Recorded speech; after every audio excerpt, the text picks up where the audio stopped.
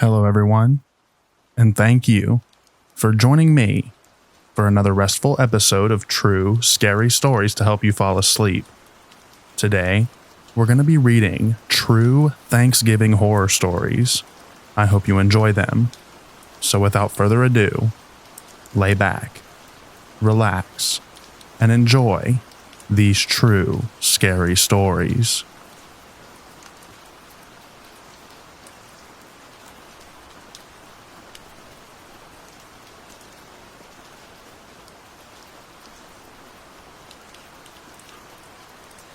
This one's fairly mild, more bizarre than anything. This was a couple of years ago on the night before Thanksgiving. I was home but had just gone to bed 15 minutes before this happened. It was around 1 a.m. My now husband came and woke me up to tell me what had just happened. I'm going to relay this story as he told it to me. He wasn't ready to come to bed with me just yet and was sitting in the living room watching TV.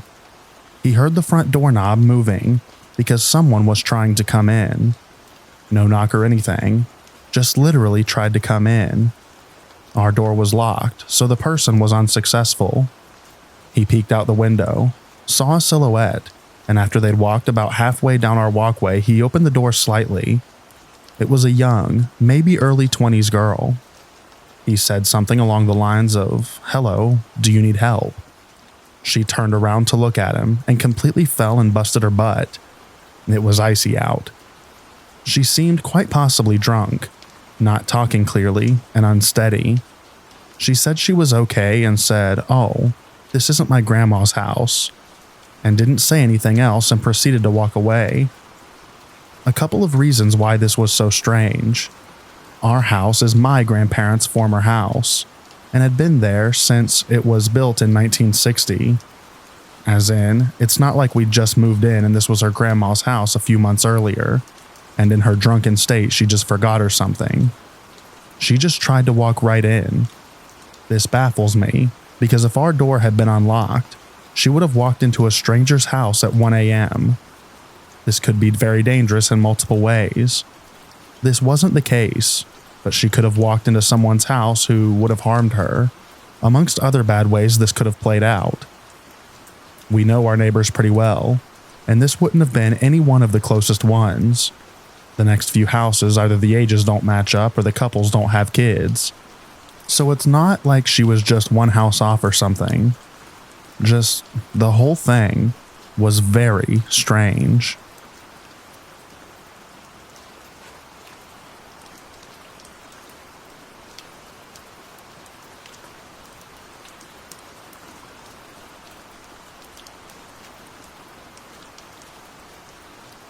This is a weird story that happened back when I was a teenager. My grandparents had a really small farm located in a small hollow. It wasn't a commercial farm, just something they had to support themselves.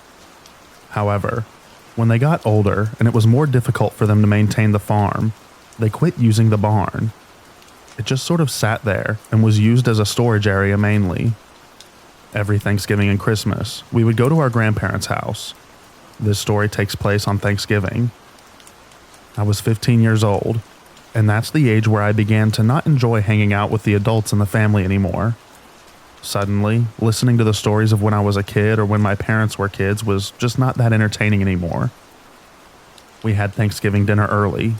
It was about 2 p.m. Afterward, I was beginning to feel a bit antsy. I let my parents know that I was going to explore the hollow a little bit.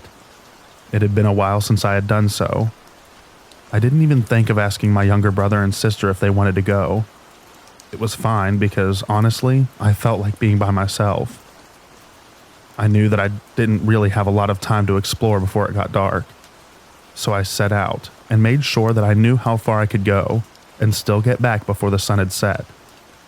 I didn't do the greatest job at it though.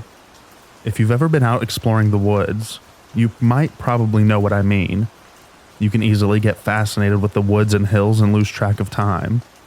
It got very, very dark before I was anywhere close to being home. By the time I got back to the farm, it had been dark for at least an hour. I had never been out of the barn when it was dark outside. It looked incredibly creepy. Being a teenage boy, I of course liked scary things. The thought then occurred to me that if the barn was creepy looking on the outside, it must be really creepy on the inside. I decided to check it out. Getting into the barn was simple. My parents rarely locked the door of their house, much less thought about locking the barn. They lived in a really safe area where crime was pretty much unheard of. The barn did have one of those heavy wooden locks on it. I honestly have no idea what they're called, but I was able to pull the wooden beam up. When I opened the barn door, it made a horribly loud cracking noise.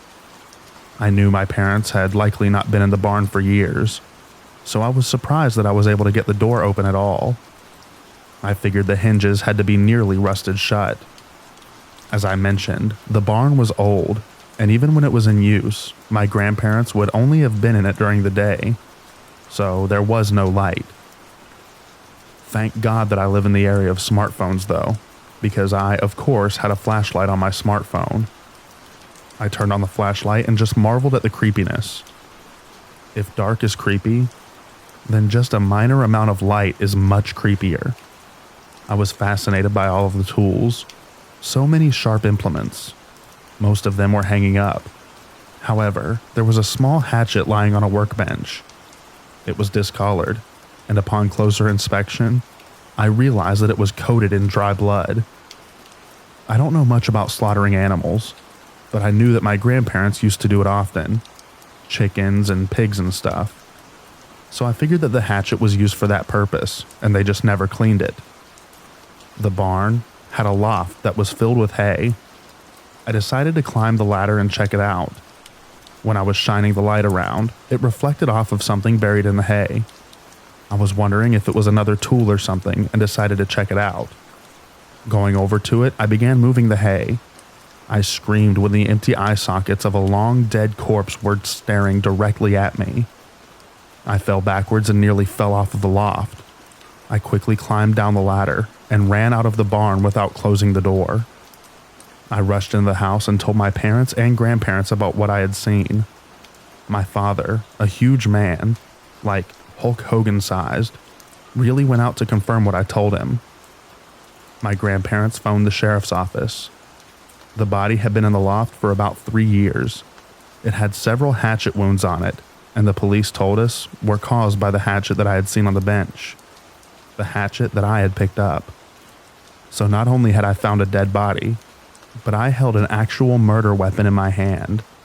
That was truly disturbing to me, but it wasn't nearly as disturbing as the realization that my grandparents had that they lived in the house for 3 years without knowing that a dead body was in the barn.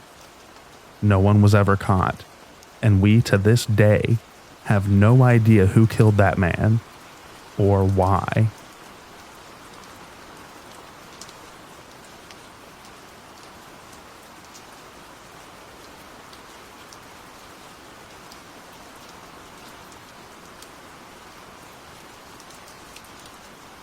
I thought that going to college right out of high school was intimidating. I came from a small town, went to a huge college with an enrollment of over 50,000 students. It was crazy to me how active the campus was all of the time. If I thought that that was a culture shock though, it was nothing compared to what happened during Thanksgiving break. I didn't have the kind of money to be able to go home, so I remained in my dorm room alone during the break. I didn't realize that this also had me one of the few people not only alone in the dorm building, but on the entire campus. What had so recently been just a metropolis of people became a barren wasteland. If the loneliness wasn't enough, a snowstorm hit the night before Thanksgiving.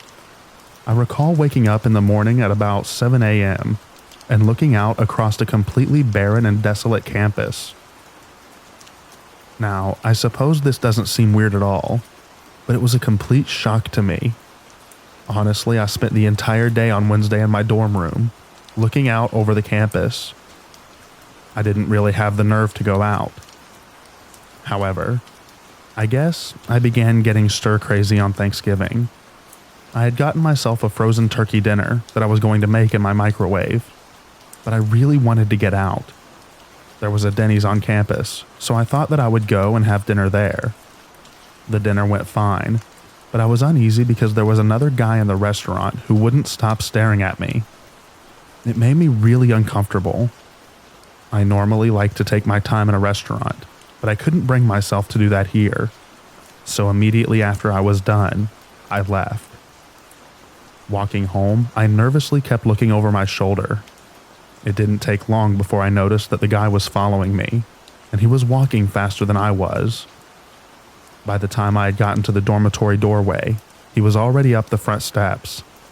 He called for me to hold the door for him, but I didn't. He seemed pretty old for a person living in the dorms. But if he was a student, he would have an electronic key card to let him in. I looked back as I went up the stairs and saw him standing in the foyer. I'm not sure how much later it was, but I heard a knocking on my door. I got up and looked out the peephole and was surprised to see the man from outside standing in front of my door. I wasn't sure how he had gotten in, nor how he found my room. Rather than acknowledge him, however, I went back to my desk quietly. He knocked a few more times and then left. About 5 hours later, I heard another knock at the door. At first, I of course expected it to be that man again. However, when I looked at the peephole, it was the campus police. I let them in. One of the other students that was in my dorm building had gotten attacked earlier in the day, and they wanted to know if I had seen anything suspicious. I explained my experience to them. They had arrested a suspect, and I had to go with them to see if I could identify the person. It indeed was the man who had followed me home from Denny's. He apparently had gone door to door knocking, and hadn't known where I was. He eventually came across someone who opened their door, and the person who did paid a terrible price.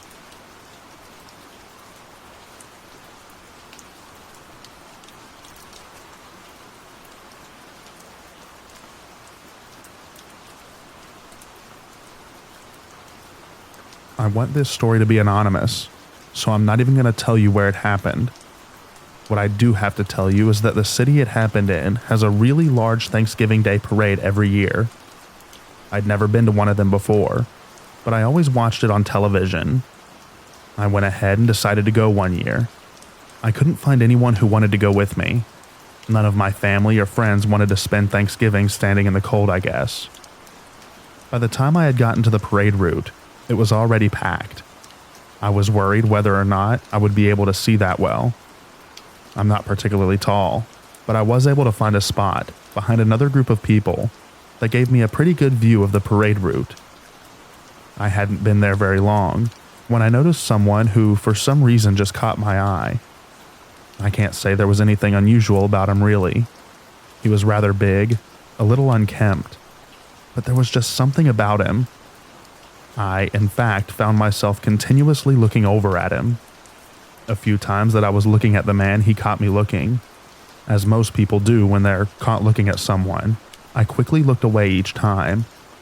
But even so, my curiosity got me to eventually start looking in his direction again. After a while, I could tell that he was getting annoyed. I resolved to try harder to not look at him, but that just made it worse. After a while, I looked at the man again and noticed that he was closer to me than he had been before.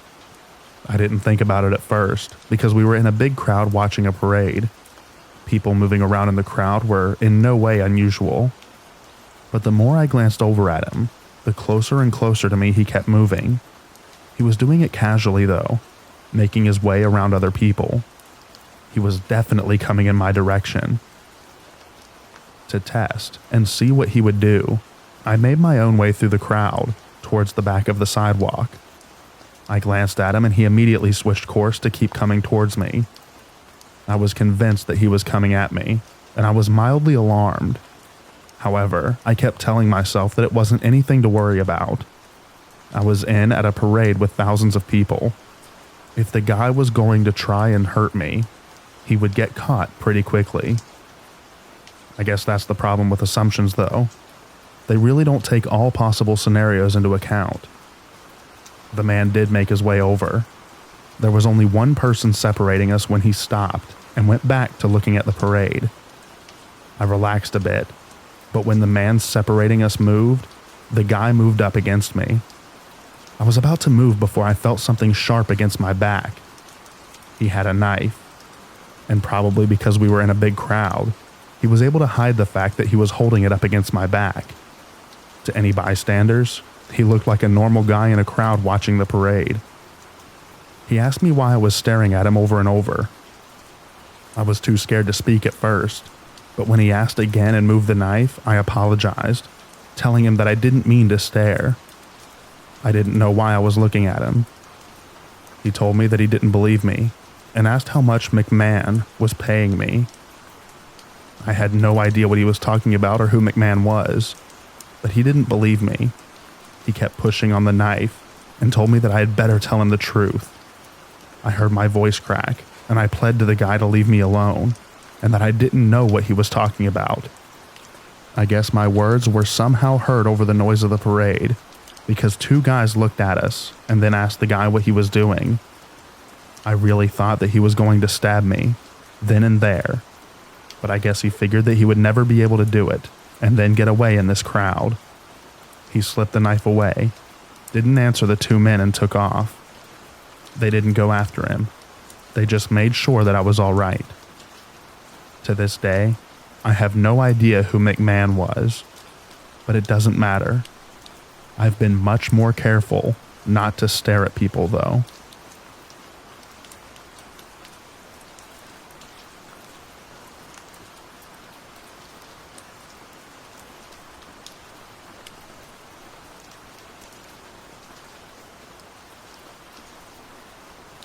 My grandmother ran over herself with her SUV on Thanksgiving.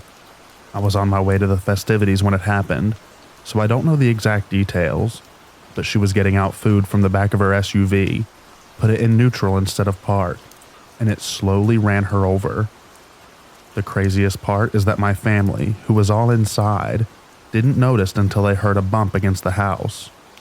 The SUV made 3 loops before hitting the house. She ended up being fine, but now isn't allowed to go outside alone anymore on holidays. This story is now an old grandma moment in our family.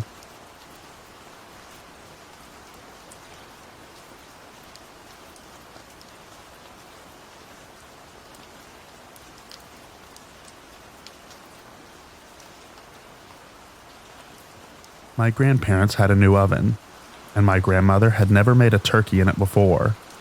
The turkey drippings somehow caught fire, and the kitchen filled up with smoke.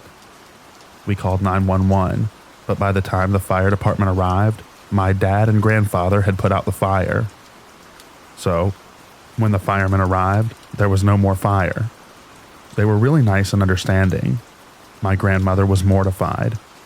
My drunk aunt tried hitting on all of the firemen, even though she had a good 25 to 30 years on them. My cousin and I just stood in the front yard drinking beers in silence, watching it all play out.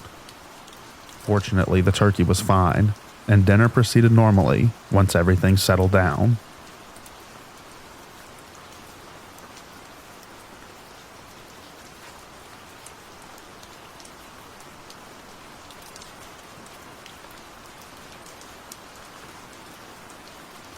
My mother and grandmother had plans to go to a restaurant last year.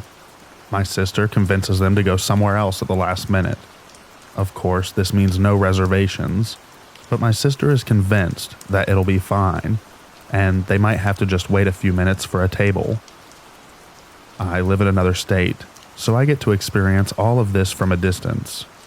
They end up sitting at a bar while waiting for a table, having a few drinks and appetizers.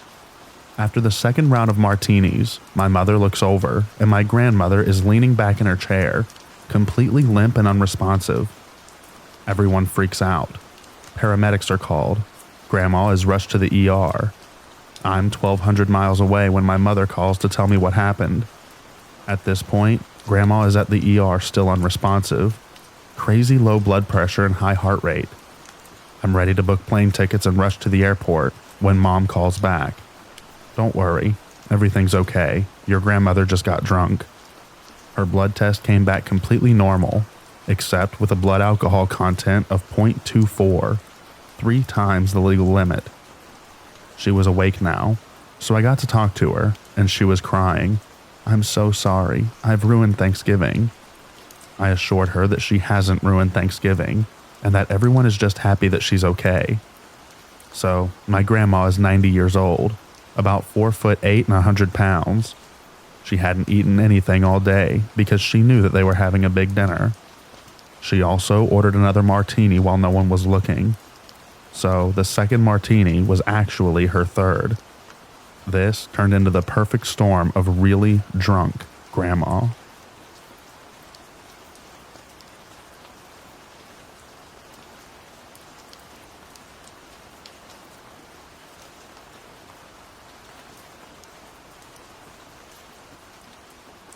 My great-grandmother died at the table right as we were bowing our heads to pray on Thanksgiving.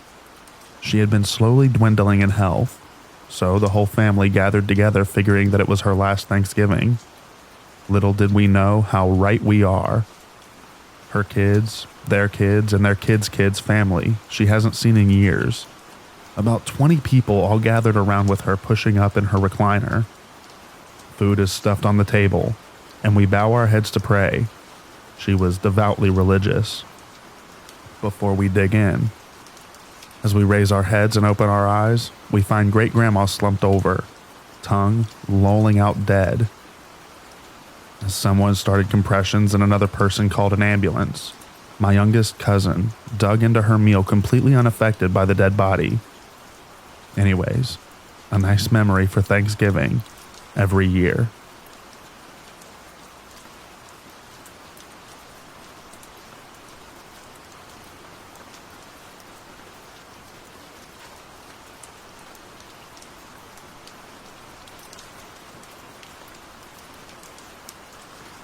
So I'm a male nurse at a large hospital in San Francisco.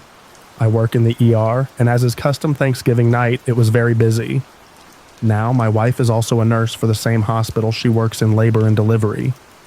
Between babies being born left and right, and the people coming into the ER, we hadn't had a chance to take a break together as we try to do every shift. So when she called, I figured it was to say she wanted to meet up for a bite to eat in the cafeteria. When I answered, I heard in the background a male voice screaming profanities in the background, and my wife, who is fluent in Spanish, trying to calm this guy down. She told me their pager wasn't working and they needed security stat. I quickly hung up, called for security, told my fellow nurses what was going on, and ran for labor and delivery, worried sick about my wife, when I ran almost square smack dab into this visibly angry man. He wasn't huge, but bro definitely worked out, and not at the gym. He was covered in prison tattoos, and he was obviously a banger.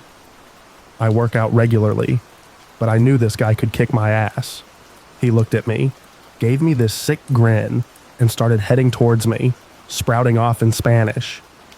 I don't speak fluent Spanish, but what I could understand scared the living shit out of me. I'm backing up as fast as I can.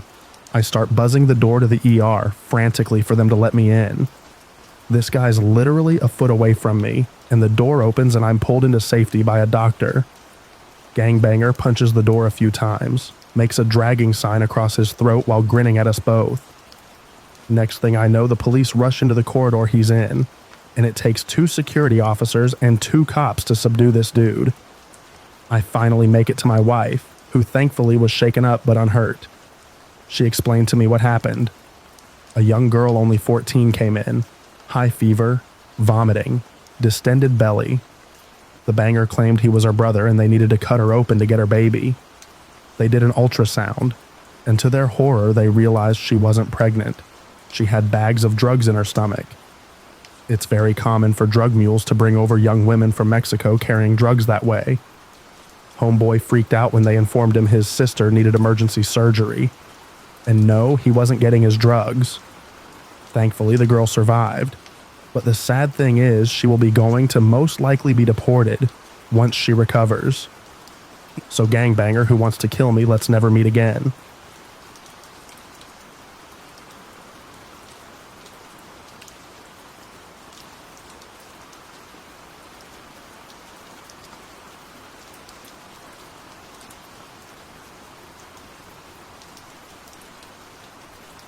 I've been lurking on this sub for a while and wanted to share my story. It was Thanksgiving 2011, and I was celebrating at my grandparents' farm in the little town of Seville, Florida. It's north of DeLand. I had had way too much to eat that holiday and was about to leave to drive back to school in Tallahassee. I stopped at the one little gas station in town to fill up before getting on the highway. I had just finished filling up when a lady walked up to me. She was really ratty looking with crazy blonde dyed hair. But this is the backwoods of Florida, so no judgment. There were really kind people who looked like that in those parts. She started talking to me about how her car had run out of gas. She pointed to an old junker parked over near the convenience store, and if I could possibly give her some cash to get home. I usually don't say yes to things like that, but it was Thanksgiving weekend, so I was feeling extra generous. I told her that I'd be happy to fill up her car a little to get her home. Then it started getting weird. She kept insisting I give her cash, and that the car was so empty she couldn't drive it to a pump. I don't know why I didn't leave right there and then, but again, I was in a very good mood. I told her if she had a gas can, I would put some in, but I didn't feel comfortable giving her cash. She kept objecting, but eventually went over and pulled a gas can from her car. I started filling it up. She put her hand on me and said, "Do you have a girlfriend?" I told her no politely. She said she wanted to pay me back somehow for the gas, and asked if I wanted to come to her place. I told her no less politely. She kept touching my shoulder thanking me, and then offered me a blowjob behind the station. So I stopped the gas pump, got in my car, and left her there with the gas can. I called my mom a little later and told her about the creepy, sleazy encounter. She paused and asked me if this lady had ratty, blonde hair and looked like she was on drugs. I confirmed that yes, that was what she looked like. And how could she know that? This lady was apparently all over the news. She was a prostitute in town and had been at a party earlier. An exchange had gone south, and her baby had been kidnapped by a client of hers and left under a bush in town. She hadn't even bothered to call the police about the missing child until later. They were both arrested and charged. And I can provide the news stories if anyone needs proof.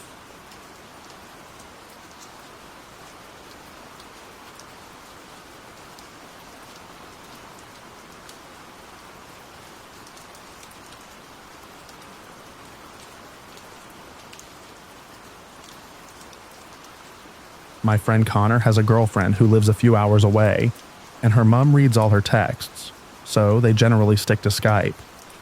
Well, after a while, his girlfriend, Ellie, wants to introduce him to her Skype friends.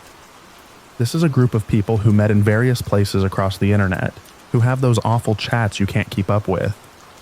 Then she introduces him to Jack. Jack is the epicenter of the group. Connor mentions him to me in passing a few times over about a month, and then he finally messages me one night and says, "I need to talk to you." So we talk, and he tells me what Jack's been saying. Jack is what I like to refer to as liar, crazy, legit, and I estimate the odds of each of those at 50-49-1. See, Jack claimed to be a supernatural being, which I'd normally laugh off, except he's got a group of hapless people convinced of this. And Connor describes the group dynamics, and its red flags all around for controlling behavior. And, well, it's sort of my specialty, dealing with people like Jack. But Connor doesn't want to stir up trouble, because he's non-confrontational. I don't have similar inhibitions, so one night, C invites me into the group chat, which is ominously dubbed The Truth. Cults have a collective belief in varying levels in something. In this case, the truth about Jack. The first thing anyone says to me is, "Did you get Jack's permission?" Every alarm bell in my system goes off. Connor and I both play dumb. Slowly, hesitantly, a few other members of the group, all strangers to me, start saying hello. Not welcoming me, not asking how I know Connor, not trying to explain that the chat is kind of private, just saying tentative hellos. The girl who first demanded to know if Jack gave me permission to join announces she's asked Jack if I'm allowed to stay. Connor, meanwhile, is messaging me about group dynamics. The only non-believer Connor knows of is King, who's vocal about his problems with Jack. I talk to King, who tells me that the other person who doesn't believe is the girl who challenged me about entering the group. Red flag number 1. Someone who doesn't believe Jack is still the first to challenge outsiders. Cults don't appreciate outsiders. That's about when Jack arrives. He's likable, don't get me wrong. He is good at what he does. I think for about 30 minutes that he's too good for me to be any use. But I'm a writer, so I can commit to a character pretty well, and he buys into my Southern Belle act. Once he invites me to a private chat, I'm immediately told that I can ask him anything without fear of repercussions. Dude lives 600 miles from me. What kind of repercussions could there be? So I talked to King and the girl who challenged me, and it turns out he's doing something else that's seen in cults. He's using threats and fear to get people to obey him. Something about being sold into magical slavery if he doesn't protect them. I'm going to pause here to say, the people who don't believe Jack are the most emotionally stable ones. There are abuse victims and depressed teenagers in this little group. They're smart, but they have 2 options. Believe Jack or lose friends. Anyway, back to the circle of creepy. Jack's Skype mood is going to kill my brother. I inquire. He tells me that his brother stabbed him with a sword and sides with their father, whom Jack hates. Half of this guy's lore comes from the Dresden Files. For a creepy would-be cult leader, he really sucks at lying. So I mark him down for dysfunctional IRL family and possible violent tendencies. I then lure Jack into a trap. I won't bore you with the details, but I get irrevocable, screenshotted proof that he's a lying liar who lies, not delusional and not legit. I let Jack know the jig is up. His retaliation? He decides he should ban me and Connor from the group. But before he can, I go off on a nice little tangent in the group chat about a Criminal Minds episode where a cult leader kicks out anyone who challenges him, lest the others be swayed. Jack is angry at me. Really angry, like, hope this jerk can't trace my IP address or I am dead pissed. But it doesn't end there. Oh no. Jack returns to the group chat with a sob story, and I let him stew, because I've been slowly working my way through the group, ripping off the Jack is a liar, who lies and manipulates, and really, you shouldn't tell this guy your real name, no really. Band-Aid. I go talk to King, who tells me that his fellow non-believer challenger has a picture of Jack's ID. Because I believe in having leverage, I do some totally legal digging into this guy, who has an unfortunately unique surname. Dear Jack's mom, you should change your Facebook security settings. Some fun facts about Jack. His little brother is a jock. Better looking, mesomorph body, athletic, popular. Jack is none of these things. His mom stops talking about her eldest son quite suddenly. No more pictures of Jack. Not a single mention of Jack since he was 18. So I made note of it and moved on with my background check. But then I noticed something. An arrest. Not unusual, except before the arrest date, he and his brother are equally pictured on their mom's FB. And then, nothing. I can't figure it out until I'm talking to Jack, distracting him and letting him talk himself in circles. I see his mood again. Gonna kill my brother. Dear gods, I think, remembering that every lie holds a kernel of truth. He actually has a brother he wants to kill. I ask him why he was arrested, even though I feel it in my gut that I'm right. Assault, he says. On whom? On my brother. I need confirmation on a few other things before I present the facts to the group, still called the truth, even as more and more members sit behind their computers marveling at the irony. So I keep talking to him, to make sure I had the right Jack, that I'm not dealing with a catfish creep. We video chatted. It is him, mugshot and ID confirm. He keeps asking me questions. Where do I live? North of you. What do I do for a living? Consult. How old am I? 17. What's your full name? No. I, like Jack, have one of those last names that are incredibly rare. He could find it if he Googled me. At any point, Jack could do 5 minutes of Googling and find my full name. First, middle, and last. Anyway, I told the group chat about Jack lying that day. and shut down his manipulative attempts to garner sympathy. Now he says he's dying and his father's a mobster, and his brother is his adoptive brother. Except there's no one around for this equally crappy story. He's trying to convince me, just me.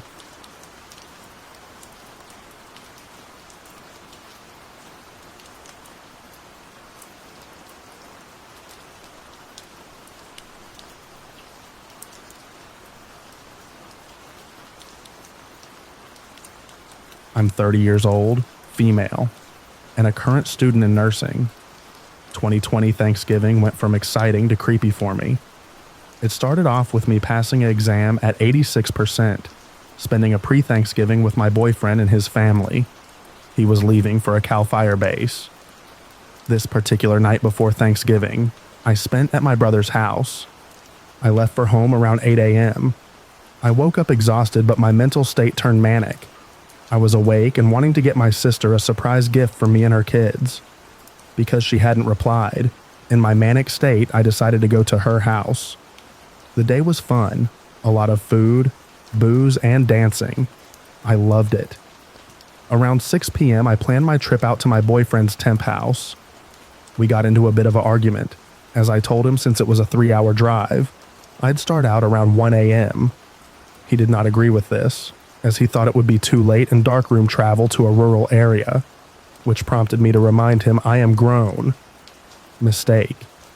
He became a bit nerved and upset.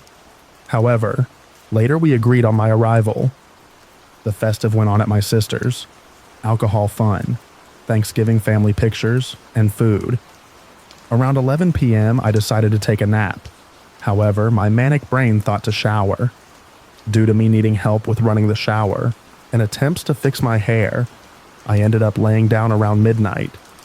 I decided to sleep until 1 a.m. However, I ended up passing out for over that time frame. I set an alarm to wake up at 1 a.m., but of course I slept through it. I was woken up at 3:30 a.m. when my sister asked me, "Why didn't you leave?" I woke up and desperately moved as fast as I could out of her house. I left my phone and had to turn around and go back. Once I retrieved the phone, I was on my way for a second time. I ended up going the wrong way, as I mixed up two cities' names because they both started with CH. Once the GPS was on, and I realized I was going in the wrong direction, I was on my way. The first hour seemed to be frustrating, as at that time I thought I left my vape pens. Thanks to my sister telling me I left my pens, which she meant actual pens. Not her fault, but mine, although I found the vape pens 2 days later in my purse. Once leaving the city lines or Sacramento, I got into a race with a Silverado that was lifted, and my jealousy that I was in a SUV versus a beautiful truck, I decided to take on the race until I reached 120 miles per hour for about 10 minutes and decided it wasn't worth the ticket. At the time, it was only me, the Silverado, and a fellow Ford on the road. About 5 minutes later, the Silverado took an exit. Now it was only me and the fellow Ford in a rural dark area.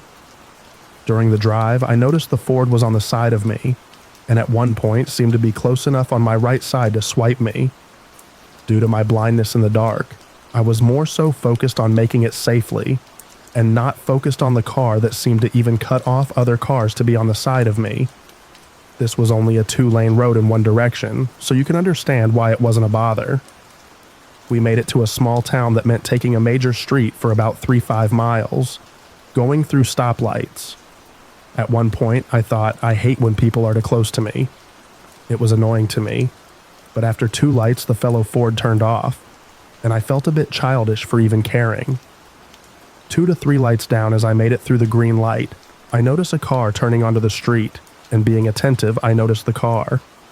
It was the same car, and at this point, my body started to shake as the car made sure it was back on the right side of me, keeping up with persistence this time. My head began to hurt, and at first I didn't understand the fear was kicking in. Why would this car come back to the main street? There are only 3 other cars, and he's the one on the side of me. The fight or flight response began to creep up on me, and I didn't want to turn my head as if I noticed. In that moment, I did not want to call my boyfriend. What if I'm just paranoid? I have traveled alone for longer distances at night before, Is alcohol still in my system? My boyfriend and mom will lose it if I call them. Why is this happening? Don't panic. In that moment, I saw a light turning yellow as we approached side by side. My brain went into rationalization and thought, do not panic, stay calm, ignore the headache. When the light turns green, stay, see if he goes. We approached the light and stopped. The light seemed to be much longer than the others. I moved my eyes towards the fellow Ford on the side of me. The windows were lightly tinted, but I could see a hat and a person looking towards me. Then seconds later, look up at the light and then peer back into my passenger window. My head and heart began to become one, both in pain and fear. Then the light turned green. There were 2 cars behind us, but I stayed on my brakes. I didn't move, and I didn't see his car enter the intersection either. I turned my head to look, and I could now see more of the silhouette of the man's face under the hat staring at me. I took off slowly to collect my composure and not seem to be scared, and so did he, keeping my pace of slowly going through the intersection. I heard a car behind us beep the horn, and it was like a light switch. I noticed a truck in the distance through the last light. That was making it through the abyss of the rural highway that was only a 1-lane road. I decided to speed up to make the last light, but so did the fellow Ford, keeping up with my pace. It seemed that he was trying to cut me off, but I went from 45 miles per hour to 65 miles per hour. The trucks were going slow, and now he was behind me, and so close that I couldn't see his lights in full. In panic, I went off the side of the road as to pull off to pass up the truck. So did he. When I noticed he passed the truck and was still just as close behind, I noticed the second truck. I sped up to 90 miles per hour and went towards the left, which was into incoming traffic, to cut off the truck. My rationalization was to speed, and even if I was pulled over, I'd be safe. I hoped. I cut the big rig truck off and began to speed up. Now able to see far behind me in the distance through my rearview mirrors, I could see the car trying to cut the truck off to the right and left, but cars were oncoming in the opposite lane, and due to trees to the right, the Ford seemed to weave in and out of the lane. He was trying to erratically cut off the truck. By now, even the truck lights were far behind me. I was going about 120 miles per hour and continued it with no effort, as I am experienced with driving fast, and my adrenaline to flight made it easy. I was still shaking and crying, and the headache became bearable. After about 5-10 minutes, I slowed to 80 miles per hour, and then to 65 miles per hour after about 30 minutes.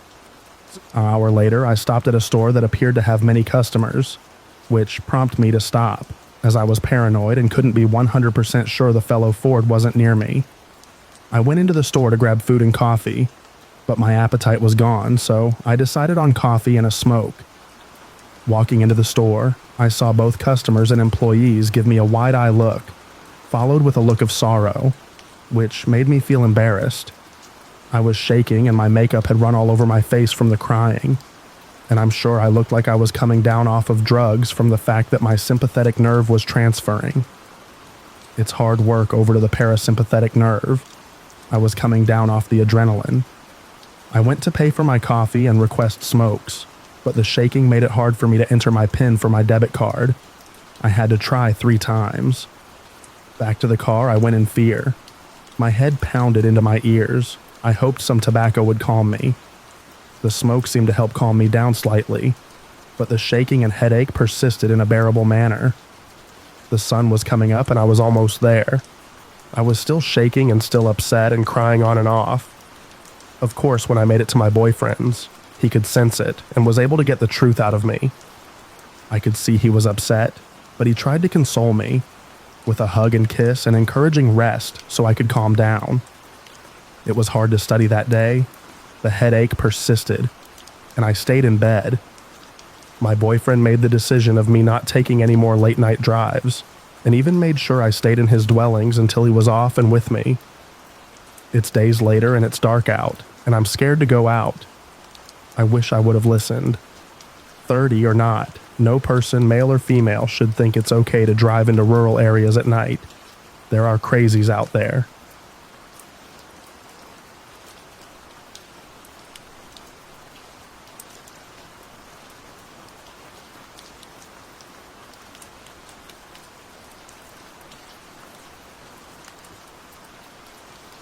Okay, so the first part takes place just before Thanksgiving in 2018.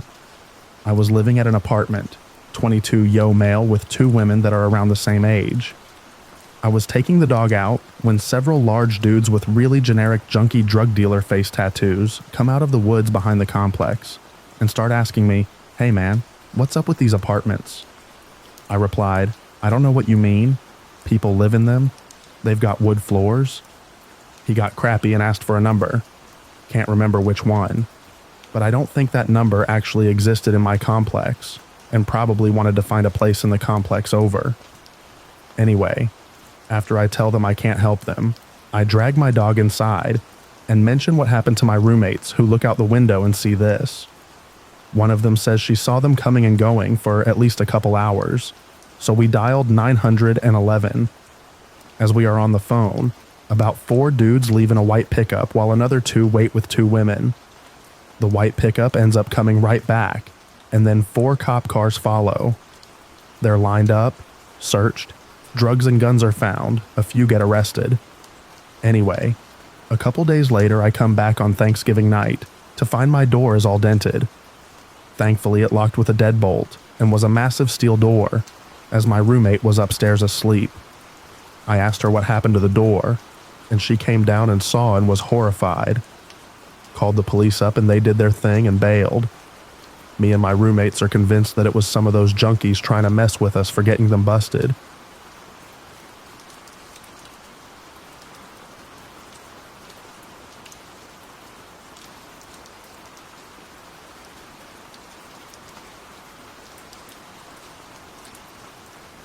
I'm a hunter. I like to hunt wild boar specifically. Though I have been deer hunting and have been known to get a turkey for Thanksgiving, I mostly hunt boar. For those of you that don't know, boar are a big problem in the United States. A sow can have 2 litters a year, and it's not uncommon for a litter to consist of 10 or more pigs. Given that pigs eat anything and everything, it's not hard to see why the Department of Fish and Wildlife makes it legal to hunt them with almost no restrictions. In my state, it's illegal to hunt most large mammals with night or thermal vision scopes, with the exception of boar and coyote. I'd been saving for a year, mostly fun money. It's hard to explain to your wife that a scope that cost literally twice as much as the rifle I was mounting it on was worth it. But I did it. I took it to a range and sighted it in. There was an area that was peppered with boar activity that I knew would be perfect for a night hunt. It was easily accessible with my truck, with easy-to-find spots that I could set up in that overlooked a large, easy-to-navigate clearing. The night started uneventful, mostly me tinkering with my new toy, cycling through the settings. I was a little impatient. I'd spotted multiple deer, but they were out of season, and like I mentioned earlier, my current setup wasn't legal for deer. I moved to another spot I'd seen days earlier that probably wasn't much better than my first, but it gave me something to do and a new angle to look around with my new scope. After an hour or so of glassing the area, it dawned on me. This spot doesn't have much animal activity at all. No rabbit or owls. The deer that I'd seen were hundreds of yards from where I was. Why was this pocket of land so dead at night, but lively in the day? I'd set up around 10 p.m., and it was about 2 a.m. when I started to think about packing up. Maybe setting up a target before I left and taking some practice shots. I heard a crunch come from the direction I came from before. I panned my scope over and saw the silhouette of a small bear pushing through the bushes. It's important to note that my scope isn't exactly night vision. It's a thermal scope, kind of like a black and white version of what you see in the Predator movies. I adjusted my range and zoomed in a little. I remember jolting a little when I saw that it wasn't really a bear. It was a man.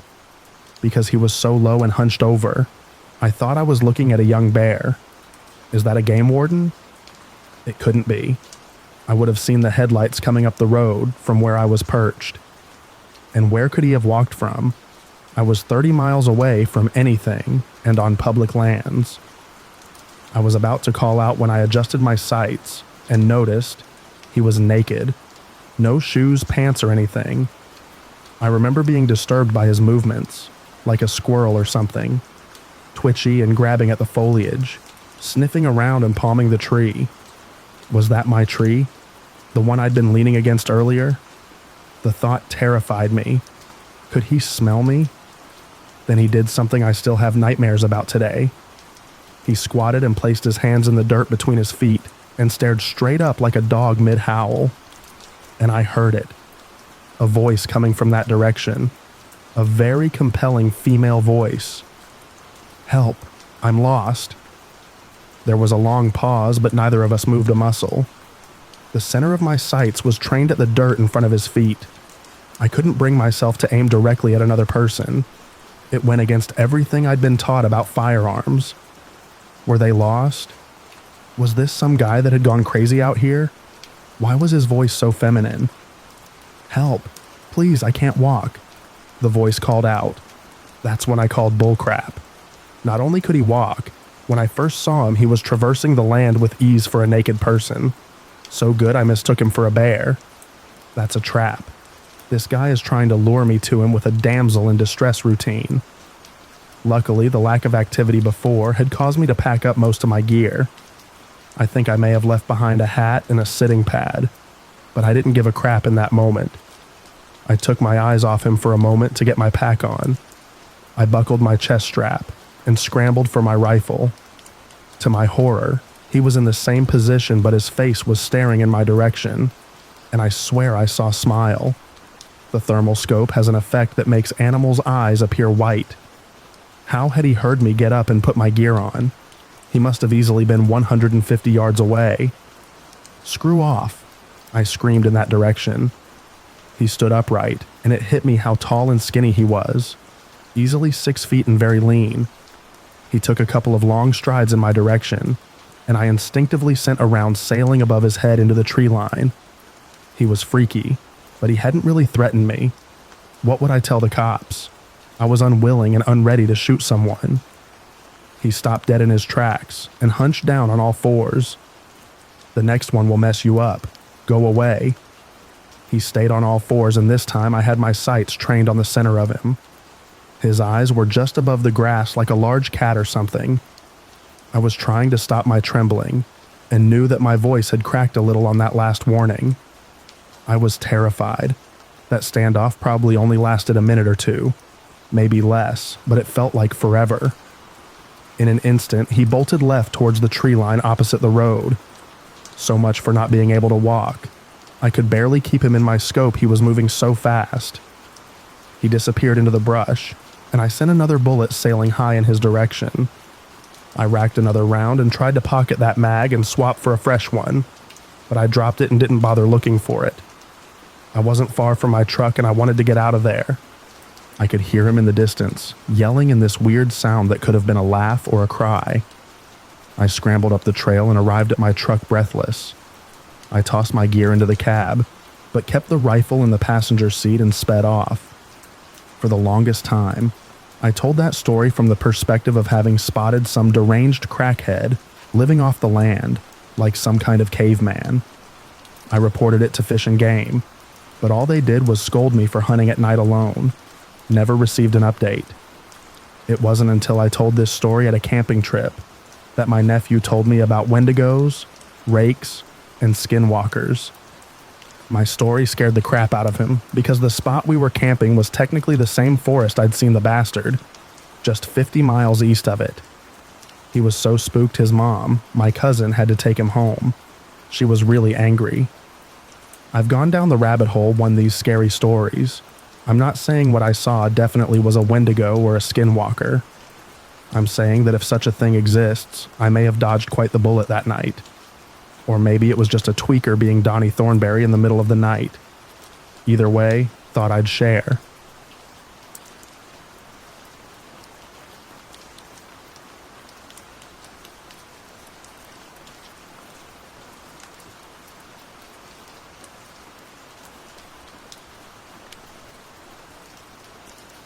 Around 2007, I was getting my PhD at the University of Florida.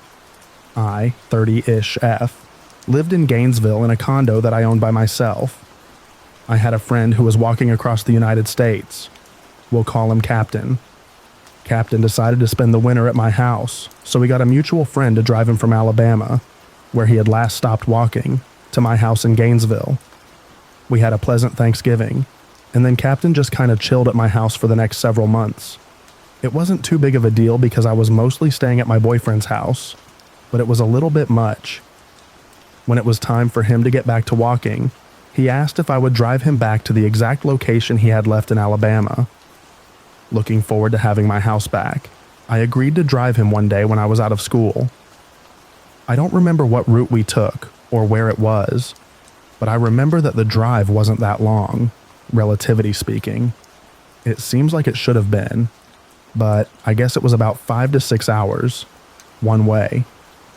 I dropped him off in the early evening and headed back for Florida. This meant that I was driving at night, by myself, in an unknown part of the country. Conveniently, the GPS technology that we had at the time gave me this extremely backwards route back to Florida. To get to where I had dropped off Captain, we stayed on the freeway for most of the time, and then it was about 10 miles off the freeway. Well, Google Maps or whatever the app was, decided that the faster way was to take me on all of these little back roads through Alabama backcountry. Serious Deliverance vibes. Seriously. So I'm already a little freaked out, and occasionally checking in with my boyfriend to let him know where I am.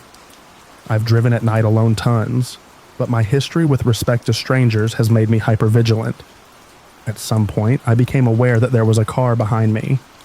I didn't assume that was anything weird until the car stayed with me for several miles.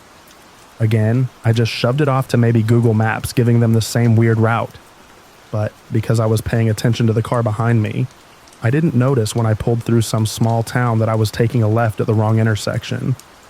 There were 2 intersections very close together, and I was accidentally in the left lane to turn left at the intersection, before the one I was supposed to turn at. No biggie, I figured. It's like 2 in the morning.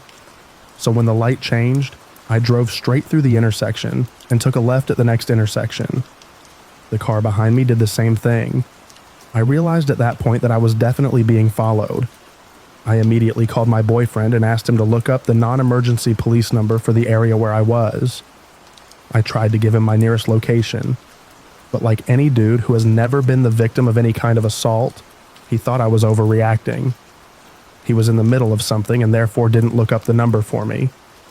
In retrospect, I should have absolutely just called 911, but I didn't want to make a big deal out of something that could have been nothing. But that nothing was quickly becoming something indeed, because I'd been on back roads in Alabama without a gas station for a long time, and my car was in need of gas. That meant that I would have to exit the vehicle at a gas station that was probably not well manned at this time of night by myself. I was low-key freaking out. It didn't help that I couldn't see the driver of the car behind me. It was dark, and the car had dark-tinted windows. Also, Alabama backwoods roads are pretty dark. I kept looking in the rear mirror, but I couldn't get a glimpse of the driver. I honestly could not figure out why this person targeted me, and at first I had laughed it off as some kind of Southern football vendetta. I had a UF license plate frame, Go Gators, and was trying to convince myself that this person was just trying to scare me because they liked one of our rival schools. Given that I am a tall woman, it may have been difficult to identify that I was a woman in the car. But either way, this person was clearly following me, and given that I had to stop my car, I was feeling increasingly at risk. Finally, my backwards woods route took me into a relatively larger metropolitan area. I was finally on streets with streetlights, and businesses were still lit up. I started to feel safer, but I still had to stop for gas. I had already made a plan as far as that was concerned, but I wanted the guy behind me to know that I was onto him. So at the first intersection that was well lit, I turned fully around in my car seat and stared at him while pretending to talk on the phone. I did this for the entire time the light was red. I wanted it to look like I was describing his car and his features to whoever was on the phone. Not long after this, I found a gas station that was well lit up. I was driving on fumes and praying that I wouldn't run out of gas in backwoods Alabama. I pulled into the gas station so that my driver's side door was adjacent to the door of the gas station, jumped out and ran inside. I let the attendant know that I was being followed, and he walked out from behind the counter and walked to the windows and said that no one was there. I was sure that the car had been behind me when I pulled into the station, but seeing that I ran inside, they must have driven off. I still have no idea what the guy's intention was, but he followed me for easily an hour and a half, like 100 miles. It felt predatory as hell. Thankfully, I was able to gas up my car under the watchful eye of the gas station attendant, and the attendant told me the quickest way to the freeway. My trip was uneventful after that, but I was still shaking and thoroughly pissed at my boyfriend for not taking me seriously. Stay safe out there.